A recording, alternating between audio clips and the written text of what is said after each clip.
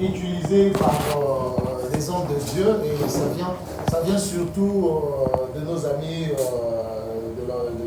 du monde anglophone qui parlent de crossover night. Et quand on traduit le crossover night en français, ça donne nuit de la traversée. Et donc ça devient une sorte de tendance aujourd'hui pour toutes les églises, parler de la nuit du 31 au 1er janvier. Les gens parlent aujourd'hui de la nuit de traversée. Bon, mais nous, particulièrement au ministère de Christ Encore, nous parlons plutôt de la nuit de démarcation. C'est une nuit au cours de laquelle une année se démarque de l'autre. Donc la première année s'en va et une nouvelle commence. Il y a une démarcation, une séparation entre les deux saisons.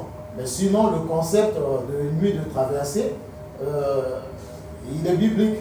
Il est biblique, on le trouve d'ailleurs dans la Bible à partir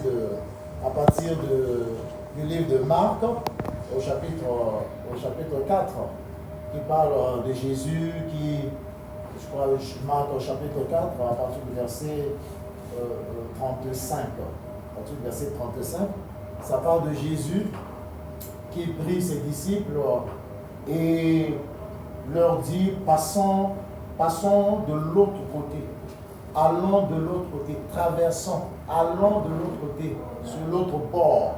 Et donc, cette traversée-là s'est passée pendant la nuit. Et pendant cette nuit, il y a eu beaucoup de turbulences, un vent s'était levé, une tempête plutôt s'était levée, alors qu'ils étaient dans la barque en pleine mer, etc. Et le Seigneur a réussi à réduire ce vent-là au silence, cette tempête-là au silence, et finalement ils sont arrivés. C'est cela que nous prenons dans le contexte de la nuit de traversée, comme une nuit où l'on quitte un point pour un autre point, une période pour une autre période, une saison pour une nouvelle saison. Voilà le sens de la nuit de la traversée. Et papa, qu'en est-il de son importance?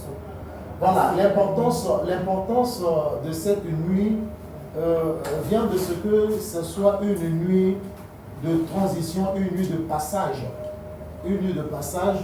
entre deux périodes. Et sur le plan spirituel, ça a une grande importance parce que quand une année s'achève et une autre commence, il y a une période de transition. Et cette période de transition est la période au cours de laquelle il faut semer dans le spirituel.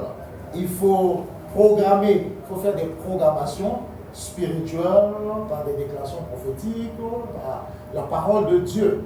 Et donc, l'importance de cette nuit est que la Bible dit que le commencement de toute chose vaut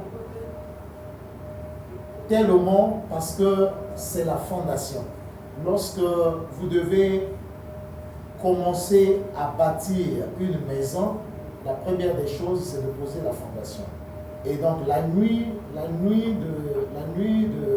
de la démarcation ou la nuit de la traversée, c'est une nuit au cours de laquelle on jette les jalons pour le fondement de la nouvelle année qui commence.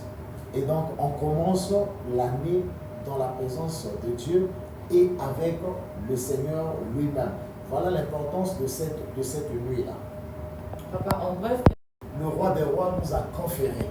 Et donc, cette nuit, nous avons jeté les premières bases de la compréhension de ce thème à propos de la royauté. Quand on parle de la royauté, on parle du royaume, on parle du règne du roi. Et la Bible dit dans Apocalypse 5, verset 10, que le Seigneur qui nous a rachetés par son propre sang, il a fait de nous un royaume ou des rois et des sacrificateurs pour Dieu. Et ils régneront sur la terre. Donc le lieu où les rois sont appelés à régner avec Jésus, c'est sur la terre.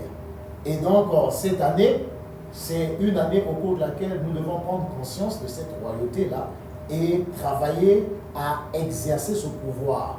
Parce que si vous avez le pouvoir et que vous ne l'exercez pas, alors ce pouvoir-là ne vous sert de rien du tout. Ça ne sert à rien. Mais le Seigneur veut que cette année, nous puissions exercer ce pouvoir-là. À plusieurs endroits dans la Bible, le Seigneur nous donne le pouvoir. À plusieurs endroits. Mais il y a très peu de chrétiens qui exercent ce pouvoir-là. Mais cette année, le Seigneur veut que nous exercions notre pouvoir, notre royauté, notre autorité royale. Voilà ce que le peuple de Dieu doit retenir. Pour ce qui est de l'établissement, Dieu veut que nous soyons établis. Il veut que nous soyons établis dans la vie concrète au monde, de façon concrète. Parce que ce que lui, il a fait pour nous n'est pas une imagination. Ce n'est pas des chimères, ce n'est pas une utopie, ce n'est pas une vue de l'esprit. C'est une réalité qui doit se vivre et nous devons la vivre pleinement. Et donc cette année, c'est l'année de l'établissement. Nous devons être établis.